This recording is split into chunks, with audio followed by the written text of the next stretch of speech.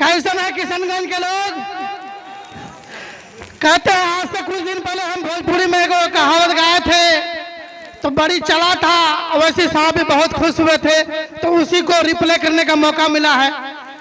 कहते हैं कि बाबू, ये खास तौर से कोचल हमन के लिए है, कहते हैं कि बाबूजी विधायक बा, काबा बाबूजी विधायक बा, बेटा प्रतिनिधि बा।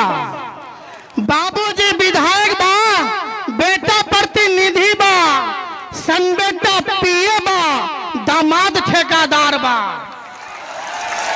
सन बेटा पीए बा, दामाद ठेकेदार बा, साला सलाहकार बा, बोला है जनता लोग के जिम्मेदार बा। हम ही लोग जिम्मेदार हैं। बस एक बात जो बी टीम कहती है उसके लिए ऑपरेशन। तेजस्वी यादव लोकसभा चुनाव 2024 में पूर्णिया आए थे, तो उन्होंने अपनी सभा में बी टीम कौन है आपको समझना पड़ेगा। उसका ऑडियो वीडियो है, देख लीजिएगा। उसमें क्या कहा उन्होंने, वोट दो तो इंडिया को यानी हमको, वर नहीं तो एनडीए को। खुले मंच में कहा उन्होंने, वोट दो तो इंडिया को, वर नहीं तो एनडीए को। उस समय सांसद पप्पू यादव निर्दलीय लड़ रहे थे, तो उससे उनको डर के लिए। तो आप लोग बताइए कि बी टीम कौन है। और याद रखिए, ये आरजेडी यही पार्टी है जो 2005 में जब 75 सीट लेकर के सबसे बड़ी पार्टी बनी थी, तो उस समय लालू यादव को पास रामविलास पासवान 29 सीट लेकर के आए थे। उन्होंने कहा था, उन्होंने क्या कहा था, उन्होंने कहा था कि मुसलमान को मुख्यमंत्री बनाए। लालू यादव इनकार कर गया था और 2005 को दोबारा चुनाव हुआ था, उस रिजल्ट को खत्म कर दिया गया था। 2005 में दोबारा चुनाव करा गया था। उस चुनाव में लालू यादव को 54 सीट आया था। लास्ट में जेडीयू 88 सीट के साथ उभरा था और नीतीश कुमार मुख्यमंत्री बना था। तो आपका कितना हितैषी तेजस्वी और लालू है आपको समझना पड़ेगा। इसलिए आप लोग ध्यान रखिए। और ज्यादा कुछ नहीं कहते हुए हम सिर्फ यही कहना चाहते हैं कि कभी भी आप जिसको बी टीम समझते हैं उसको बी टीम उसका जवाब दे दिए। बस एक सेकंड। इस देश की आजाद का सरदार हम ही हैं, इस देश का आजाद का सरदार हम ही हैं। टीपू जफर हमीद मेरे यार हम ही हैं। सच पूछो तो इस मुल्क का म्यांमार हम ही हैं।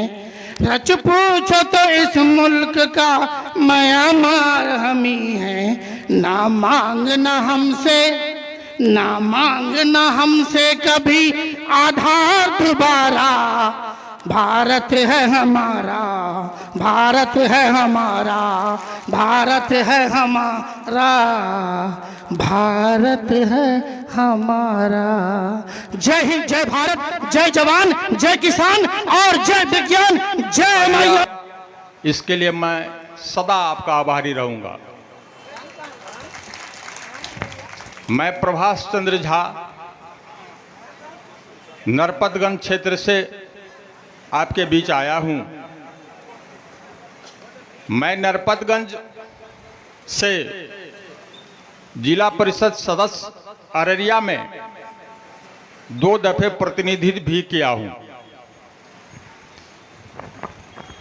मेरा इस पार्टी से लगाव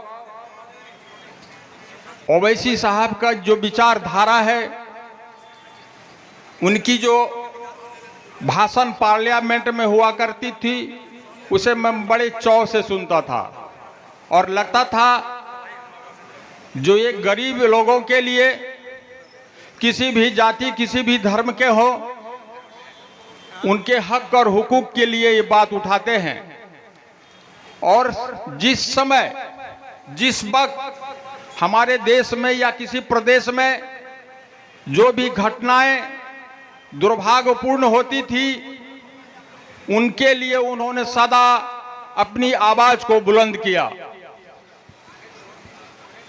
उनसे प्रभावित होकर आज से 6 वर्ष पूर्व मैं इस पार्टी की सदस्यता ग्रहण किया और उसके बाद निरंतर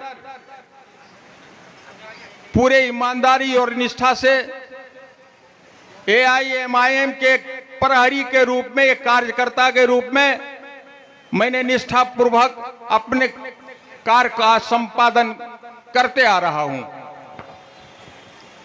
अभी वक्त बहुत कुछ कहने की है, लेकिन इतने सारे लोग हैं बिहार के बाहर से भी इस पार्टी की नीतियों को चाहने वाले लोग यहां आए हुए हैं, इसलिए वक्त तो बहुत कम है। लेकिन मैं एक दो बातें कहना चाहता हूं आप लोगों को। आपको आजादी तो मिली सन 1947 में, लेकिन आप लोग आजाद आज तक नहीं हो पाए। आप लोगों का सदा उपयोग किया गया एक वोटर के रूप में, उसका साक्ष्य मैं भी आपके सामने खड़ा हूं। और आज मैं आपको कहने आया हूं, आप जगिए। मैं आपको क्या जगाऊं, मैं तो खुद जग गया हूं। आप जगिए और आप दौड़िए, आपकी मंजिल आपका इंतजार कर रहा है।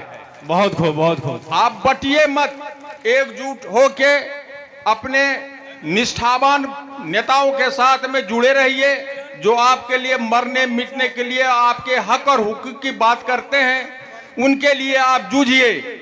और मेरे तरह आपके हजारों नौजवान, हजारों ऐसे लोग आपको सपोर्ट करने के लिए तैयार हैं। मैं आपसे पुनः गुजारिश करूंगा, जो भाई जग जाओ, बहुत कम समय है, आपको एकजुट होके एक काम करना है, वह है पतंग। और पतंग को इतनी ऊंचाई उड़ाओ कि हर लोग देखते रह जाएं और हम अपनी मंजिल को पाले। बहुत बहुत धन्यवाद। जय AIMIM, जय भारत। धन्यवाद।